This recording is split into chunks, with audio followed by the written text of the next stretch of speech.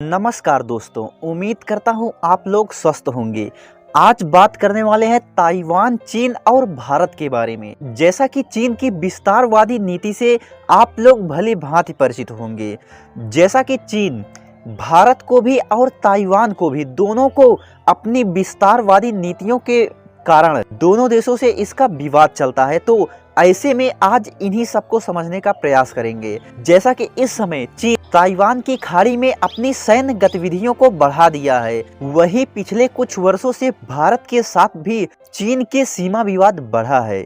जैसा कि ताइवान की खाड़ी में चीन का बढ़ती सैन्य गतिविधियों को देख करके कहा जा रहा है कि भारत के साथ अपने टकराव का फायदा उठा सकता है। भारत चीन के साथ अपने रिश्ते को खराब नहीं करना चाहता है, इसीलिए वह हमेशा चीन के ही पक्ष में रहता है। इसका पता इससे चलता है कि ताइवान के नेता द्वारा जब प्रधानमंत्री नरेंद्र मोदी को उनकी जन्मदिन की बधाई दी गई थी, तो उस पर प्रधानमंत्री नरेंद्र मोदी ने कोई जवाब नहीं दिया था। इससे यह स्पष्ट होता है कि भारत चीन के साथ अपने रिश्ते को खराब करना नहीं चाहता है। जैसा कि इस महीने की शुरुआत में पीपल्स लिबरेशन आर्मी PLA ने ताइवान के करीब युद्ध अभ्यास किया। जैसा कि यहाँ आप लोगों को यह भी बताते चलें कि चीन ताइवान को अपना एक विद्रोही प्रांत मानता है और वह बताता है कि ताइवान उसका ही क्षेत्र है जो कि उससे अलग हुआ है। जैसा कि अभी हाल ही में खत्म हुए चीनी कम्युनिस्ट पार्टी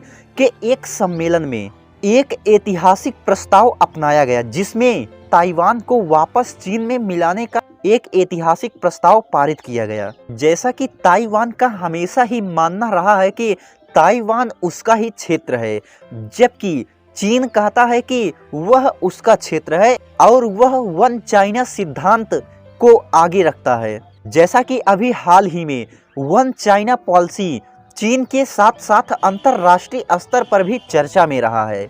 जैसा कि अभी हाल ही में ताइवान में अमेरिकी सांसदों की यात्रा के कारण चीन ने अमेरिका को चेतावनी दिया कि वह आग से खेलने की कोशिश ना करे। जैसा कि 16 नवंबर को राष्ट्रपति जो बाइडेन और चीनी राष्ट्रपति शी जिनपिंग के बीच एक वर्चुअल मीटिंग हुई थी, जिसमें दोनों देशों ने परस्पर सहयोग और विवादास्पद विषयों पर बात की थी। तो आइए समझते हैं भारत के साथ चीन का सरहदों पर विवाद। जैसा कि साल 2020 में भारत और चीन के बीच पूर्वी लद्दाख के गालवान में हुए खूनी संघर्ष के बाद उस क्षेत्र में चीन ने सैनिकों और हथियारों को बढ़ा दिया है। जैसा कि 21 नवंबर को चीन की सरकारी न्यूज चैनल ने उस क्षेत्र में चीन के सैनिकों द्वारा युद्ध अभ्यास करते हुए दिखाया गया था। इस अभ्यास में सैनिकों द्वारा स्पाइनर राइफल्स, ग्रेनेड लॉन्चर्स और एंटी टैंक मिसाइलों का प्रयोग करते हुए देखा गया।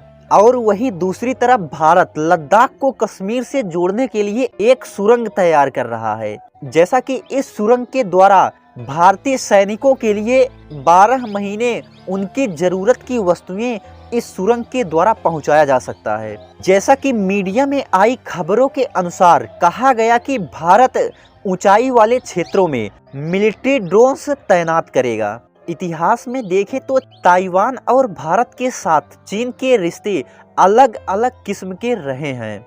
ऐसे में यह कहा जा रहा है कि चीन 160 किलोमीटर लंबी ताइवान की खाड़ी को पार करना अब भी चीन के लिए एक चुनौती बना हुआ है। तो ऐसे में कहा जा रहा है कि हिमालयी युद्ध आसान है। ऐसे में आप लोगों को यह टॉपिक कैसा लगा हमें अवश्य बताएं। मिलते हैं अगले वीडियो में ऐसे ही बेहतरीन टॉपिकों के साथ, तब तक के लिए धन्यवाद।